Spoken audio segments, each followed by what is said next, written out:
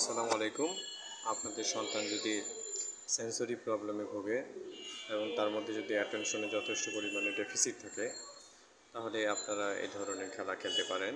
এক্ষেত্রে আপনারা চাল নিয়ে সেগুলো একটা বাটিতে করে চামচ দিয়ে তাকে অন্য কোথাও ট্রান্সফার করানোর জন্য ব্যবস্থা করে দিতে পারেন। দেখা যাবে যে এতে সে সুন্দর করে চামচ ধরতে শিখছে।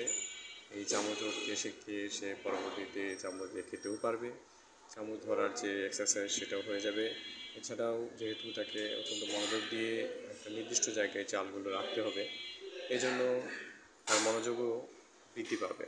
এছাড়াও আরও একটা কাজ হবে, সে অনেকক্ষণ ধরে একই কাজ করতেছে এবং মনোযোগ দিয়ে করতেছে, এর ফলে তার সিটিং যে অ্যাবিলিটি আছে সেটাও বৃদ্ধি পাবে। এগুলো তার হাইপার অ্যাক্টিভিটি কমাতেও সাহায্য করবে।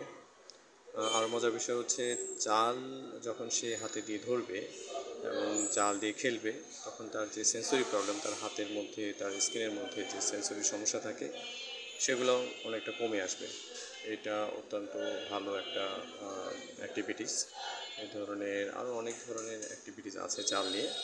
আমরা পর্যায়ক্রমে দেখাবো আপনাদেরকে যে চাল দিয়ে আর কী কী ধরনের অ্যাক্টিভিটিস করা যেতে পারে। বাচ্চাদের সেন্সরি প্রবলেমের কারণে বাচ্চাদের নিজে নিজে হাসা, তারপরে ছোটাছুটি করা, তারপরে অমনোযোগিতা এবং অধৈর্য এ সকল হয়ে থাকে। আর এর সকল কারণে অন্যান্য সমস্যাগুলোও দেখা দেয়, যেমন ঘুমের সমস্যা হয়, তারপরে তারা ঠিকমতো মনোযোগ দিতে চায় না কোনো কিছুতে। আমার ছেলের বয়স যখন প্রায় 1.5 বছর বা 18 মাস, তখন থেকেই আমি তাকে বিভিন্ন ধরনের অ্যাক্টিভিটিজের মধ্যে ইনক্লুড করার চেষ্টা করি। বিভিন্ন থেরাপি সেন্টারেও তাকে নিয়ে যাই, বিভিন্ন ডাক্তারের কাছেও তাকে আমি নিয়ে যাই। এছাড়াও যারা দেশের বাইরে এই সকল বাচ্চাদেরকে চিকিৎসার জন্য নিয়ে যান, তাদের সঙ্গেও আমি বিভিন্নভাবে কথা বলার চেষ্টা করি, কথা বলি, যোগাযোগ করি।